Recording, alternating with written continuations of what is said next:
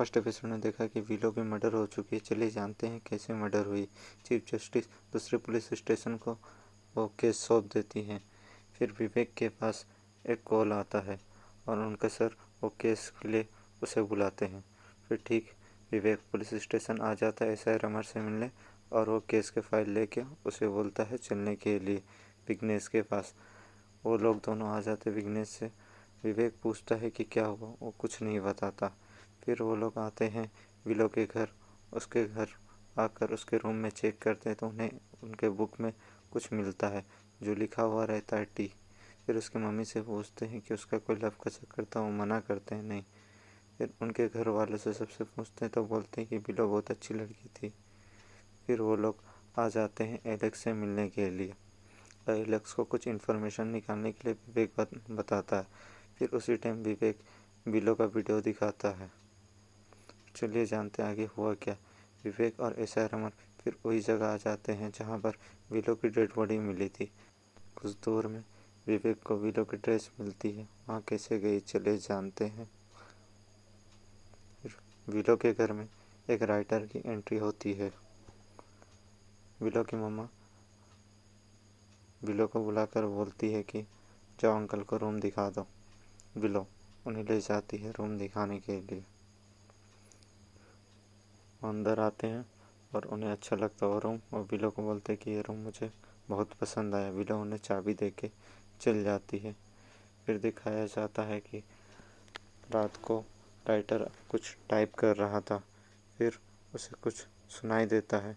वो विंडो से देखता है कि विलो और विलो की मम्मा एक दूसरे से बहस कर रही है। विलो फिर अपने रूम में चली जाती है।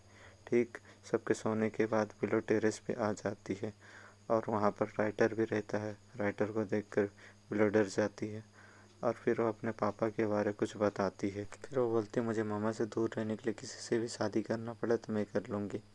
फिर आगे दिखाया जाता है कि विवेक टोनी के फ्रेंड से पूछता है क्या तुम विलो को जानते हो, बोलता नहीं। फिर उसी टाइम एलेक्स का कॉल आता है। फिर उधर से एसआई रमर आ जाते हैं और टोनी के फ्रेंड को भेज देते हैं। एलेक्स विवेक को कुछ बताता है। फिर विघ्नेश को पुलिस उसके घर छोड़ देते हैं। विवेक विलो का वीडियो देख के कुछ सोचते रहता है। फिर ठीक उसी टाइम उसे याद आता है कि टोनी का फ्रेंड किसी को इशारा किया, वो कौन था। वो सोचता रहता है। फिर उसको लगता है कि वहाँ कोई तो था। फिर वो आ जाता है वहीं पर चेक करने के लिए कि वो कौन था। उसकी नज़र फिर वहीं पर सीसीटीवी पर पड़ती है। वो आ जाता है सीसीटीवी को चेक करने के लिए। फिर देखता है वहाँ पर टोनी का फ्रेंड किसी को इशारा किया है। फिर एसआई रमन पूछता है तो वो बताता है कि वो टोनी है। विवेक और एसआई रमन टोनी के घर आते हैं तो उसके पापा बताते हैं वो कहाँ है, वो मुझे पता नहीं। एसआई रमन बोलता है ये सच बोल रहा, वो बोलता है विवेक सच बोल रहा। फिर दिखाया जाता है कि न्यूज़ वाला भी छुप के वो रिपोर्ट के पीछे पड़े हुए हैं। विवेक आता है अपने ससुराल अपनी वाइफ को लेने के लिए। फिर रात को दिखाया जाता है कि विवेक को कुछ इन्फॉर्मेशन आती है और विवेक उस तरफ निकल जाता है। वो आकर देखता है कि वहाँ पर एक छोटा सा घर है। फिर वो घर में आकर जैसे ही चेक करता तो वहाँ पर भी बिलो का एक ड्रेस का कपड़ा मिलता है। फिर वो देख के समझ जाता है कि यहाँ पर कुछ हुआ है।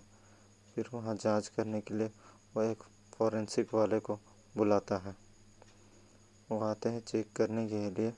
ठीक उसी टाइम बलराज वो एक औरत को लेकर आता और विवेक बिलो का फ़ोटो दिखाता तो वो बोलती हाँ वो लड़की यहाँ आई थी। फिर उसके बाद उससे पूछते उसके साथ कोई और था, बोलती एक लड़का था। तो वो टोनी का फ़ोटो दिखाता तो वो मना कर देती है। फिर फॉरेंसिक वाला विवेक को बुलाकर दिखाता है कि यहाँ पर हर जगह ब्लड का छींटा पड़ा हुआ है। तो विवेक उसको फॉरेंसिक टेस्ट के लिए भेज देता है। फिर उसी टाइम बलराज किसी को मैसेज करता है और वो क्या इन्फॉर्मेशन चाहता है और ये इसके विलो के मर्डर के पीछे वो क्यों पड़ा है। चलिए जानते हैं आगे की ओर। और विलो की मर्डर कैसे हुई वो भी एक मिस्ट्री बन के अभी तक रह चुकी है। विलो के साथ विघ्नेश के साथ और टोनी के साथ प्यार और वो तीसरे इंसान कौन है चलिए जानते हैं नेक्स्ट एपिसोड में।